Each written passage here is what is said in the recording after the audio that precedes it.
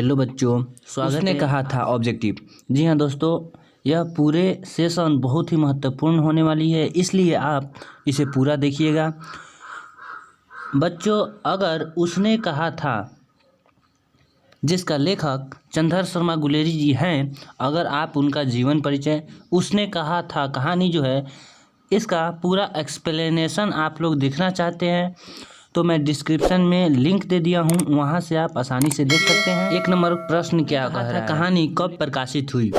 तो option number A में है 1913 ईस्वी में, बी में है 1912 ईस्वी में, सी में है 1915 ईस्वी में और डी नंबर में है 1900 ईस्वी में। तो हम बता दें आप लोग का इसका करेक्ट आंसर जो है 1915 ईस्वी होगा, क्योंकि यह प्रथम विश्व युद्ध की कहानी है। और आप इस कहानी को अगर नहीं पढ़े हुए हैं तो आप एक बार ज़रूर पढ़िए, क्योंकि यह कहानी बहुत ही मन भाविक कहानी है।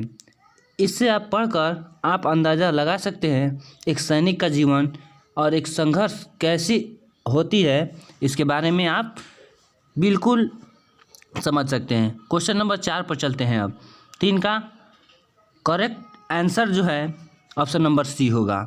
चलिए आगे बढ़ते हैं। क्वेश्चन नंबर 4 कह रहा है लहना सिंह के गांव का क्या नाम था? जी हाँ दोस्तों, लहना सिंह का जो गांव था उसका नाम था, ऑप्शन नंबर ए में देखिए मगरे में, बी कह रहा है माझे में और सी कह रहा है कटहरा में और डी तेलघरिया में। तो हम बता दें इसका करेक्ट आंसर जो है वह होगा ऑप्शन नंबर बी माझे में। जी हाँ दोस्तों, इसका correct answer option number B माझे में होगा। चलिए क्वेश्चन नंबर 5 पर चलते हैं। कम समय में आप लोग को ज़्यादा क्वेश्चन हम कवर करने की कोशिश करेंगे। क्वेश्चन नंबर 5 देखिए, लहना सिंह किस पद पर था? जी हाँ दोस्तों, लहना सिंह जो थे वो किस पद पर, वह सेना में किस पद पर थे? ऑप्शन नंबर ए कह रहा है सूबेदार के, ऑप्शन नंबर बी लेफ्टिनेंट के, जमदार के, ऑप्शन नंबर सी में और ऑप्शन नंबर डी में कह रहे हैं मेजर के। तो हम बता दें आप लोगों को इसका करेक्ट आंसर जो है ऑप्शन नंबर सी होगा, वह थे जमादार के पद पर। जी हाँ दोस्तों, लहना सिंह जमादार के पद पर सेना में नियुक्त हुए थे। अब देखिए क्वेश्चन नंबर 6 में हम आगे बढ़ते हैं। क्वेश्चन नंबर 6 कह रहा है लहना सिंह की मृत्यु किसकी गोद में हुई? जी हाँ दोस्तों, किसकी गोद में हुई? उनकी मृत्यु जो हुई, उनका निधन जो हुआ किसके गोद में हुआ? तो बता दें ऑप्शन नंबर ए में कह रहा है किरत सिंह, बी में कह रहा है Wazira Singh, option number C Attar Singh, option number D Mahdeep Singh. तो इसका करेक्ट आंसर बता दें वजीरा सिंह। जी हाँ दोस्तों, क्योंकि वजीरा सिंह को पलटन का विदूषक भी कहा जाता है। जी हाँ दोस्तों, वजीरा सिंह को पलटन का विदूषक वजीरा सिंह को ही।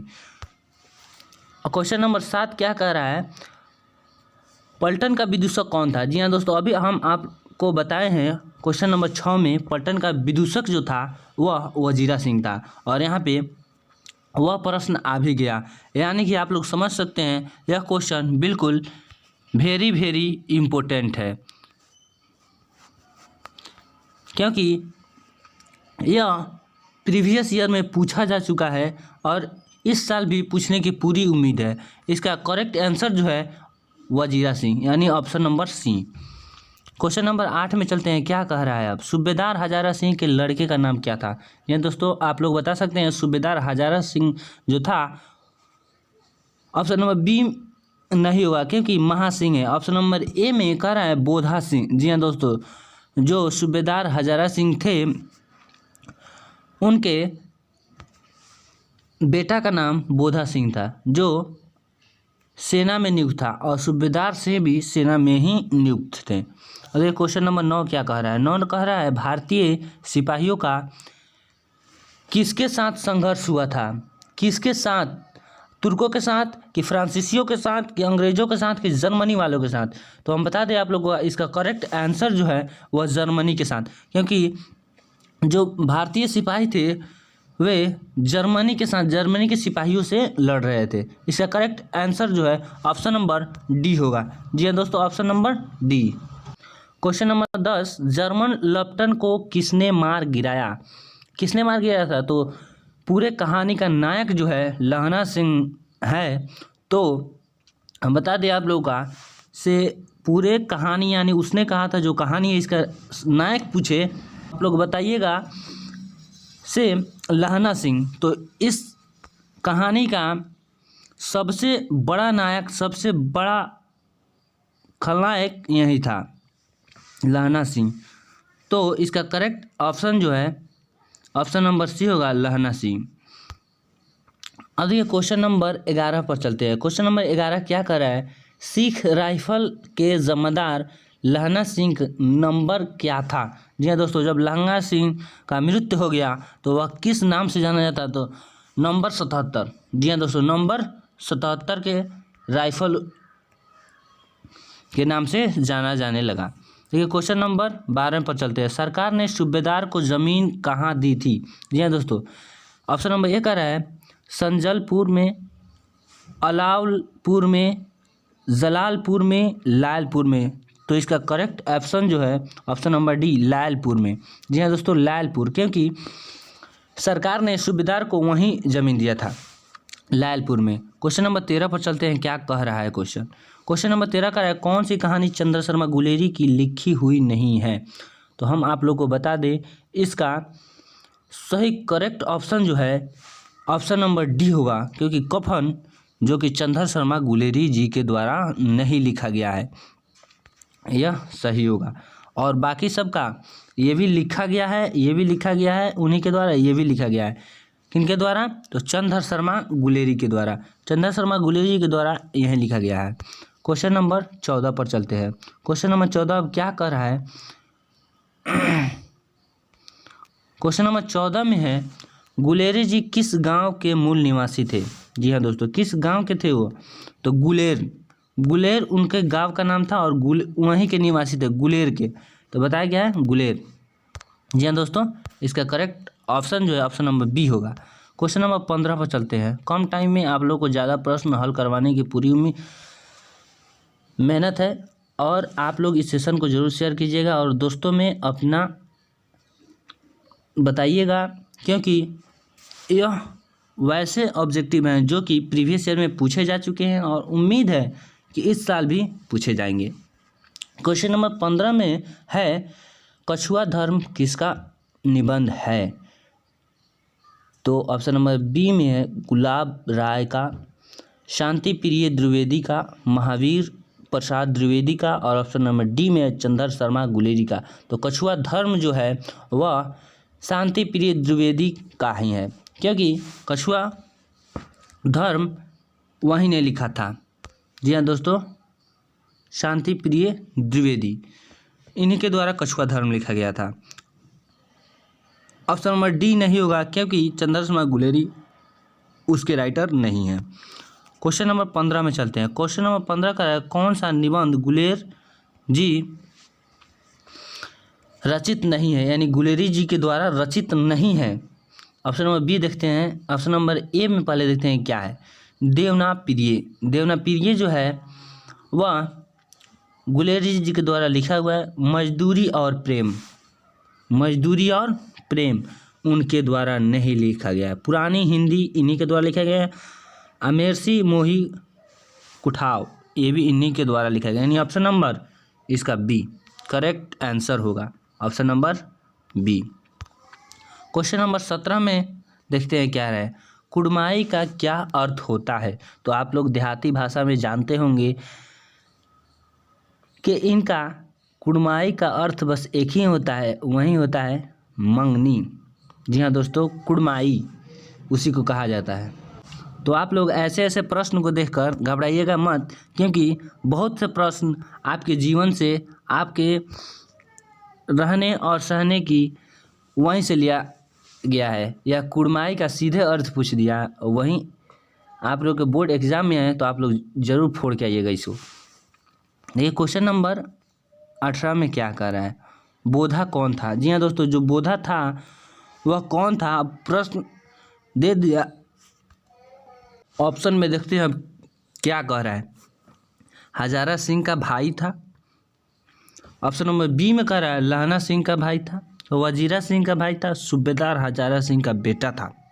जी हाँ दोस्तों, यह बोधा जो था वह सूबेदार हजारा सिंह का बेटा था, यानी कि 18 का ऑप्शन नंबर डी। 20 में देखते हैं क्या कह रहा है। 20 में कह रहा है लहना सिंह क्या था। जी हाँ दोस्तों, जो लहना सिंह था वह क्या था? जमादार था, सूबेदार था, मेजर था, कैपले था, कैप्टेन यानी कैप्टन था या मेजर, यह हम लोग को बताना है।